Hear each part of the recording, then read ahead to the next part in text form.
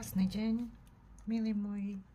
Idem spraviť výklad na mesiac pre znamenie zverokruhu Bík.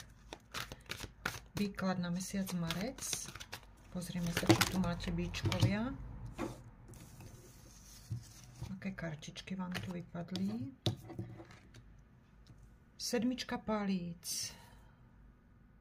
Sedmička mečov, dve sedmičky. Vy tu máte nejakú... Sedmičky nie sú moc dobré, pozitívne karty, respektíve sú negatívne. Takže, milí bičkovia, čo ste tu mali? Čím si prechádzate?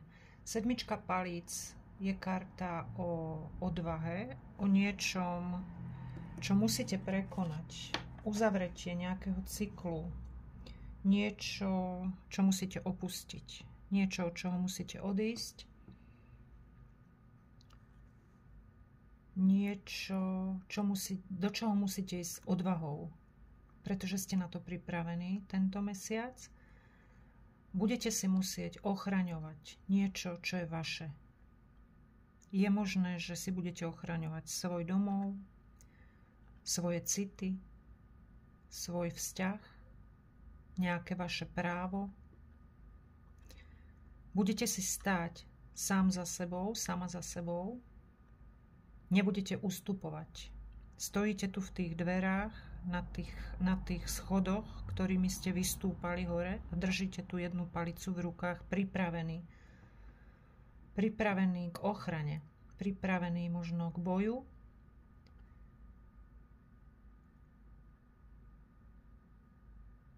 Ste vo veľmi silnej energii.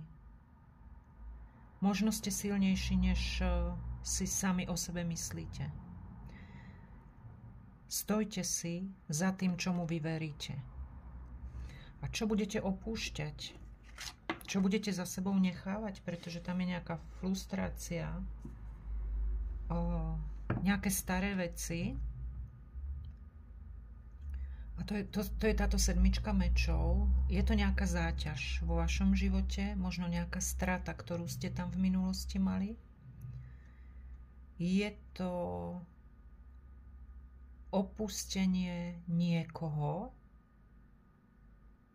ale to je nejakých zlých energií v živote vašom, nejakých zlodejov, niekoho, kto vám tam bral energiu, kto tam na vás robil podvod, kto tam urobil nejakú zradu voči vám. Možno veľmi, veľmi nečestné jednanie. Je to karta zlodeja. Toto budete musieť nechávať za sebou. Mohla tam byť z niekoho manipulácia voči vám, ohováračky voči vám. Niekto vám tam veľmi škodil. Mohla tam byť čierna mágia, mohol tam byť podvod, mohla tam byť krádež. Mohlo vás to niektorých hodiť až úplne do zdravotného poškodenia, do zdravotných problémov. Čiže vy pôjdete do opustenia všetkých negatívnych vecí, ktoré sa vám tam v minulosti stali.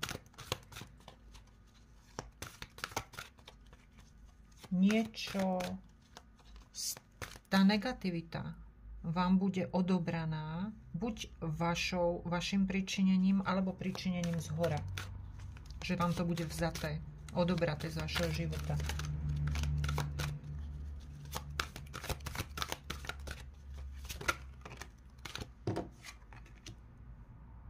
Desať mincí.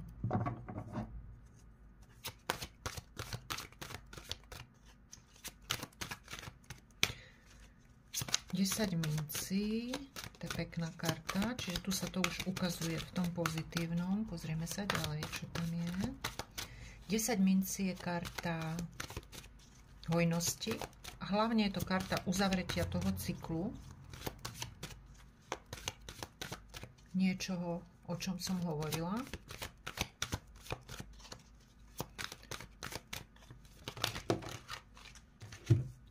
Kráľovna pohárov,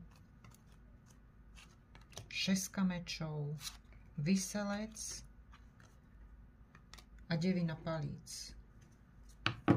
proste sa začnete pozerať úplne inými očami na svet, na vzťahy, na váš život a odchádzate od toho. Tuto tá kartička to potvrdila, pretože už chcete byť v iných energiách. Chcete tam to preťaženie, ktoré ste tam mal, ten bolavý vzťah z tej minulosti, to zranenie chcete nehať za sebou. Chcete sa pohnúť,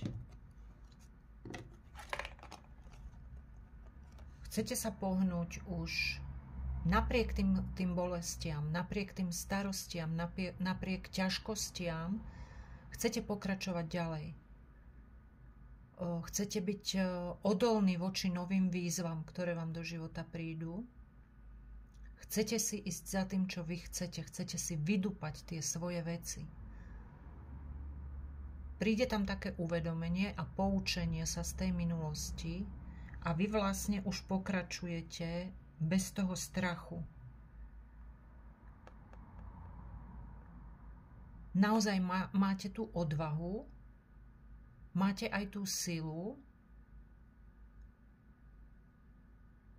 napriek tomu, že možno ešte zo začiatku toho mesiaca, ale možno do polky, sa držíte stranou, alebo držíte sa späť trošku v takej obrane, a to z tých bolestných skúseností, ktoré tu máte.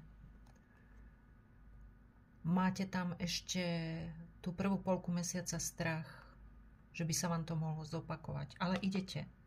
Máte tu už ten čln, týchto 6 mečov. Odchádzate najprv v myšlienkach. Prvé bude, že si to uvedomíte. Druhé bude, že v myšlienkach už chcete odísť. A potom 14., čo bolo ten spln mesiaca, aj zatmenie mesiaca, vy sa už pohynate k tým novým horizontom, takým novým myslením. Odchádzate od toho, čo vám nevyhovuje, k lepšiemu, od tých ťažkostí, hej. Predtým ste si určite odýchla, pozrela ste sa s tým Vyselcom, pozrel ste sa na celú tú situáciu, aj na váš život, na minulosť, prítomnosť, aj na budúcnosť z iného uhla pohľadu, ináč, otvorili ste oči, prišla vám nová energia a ten životný posun prichádza na tom konci toho mesiaca. Ale k tomu životu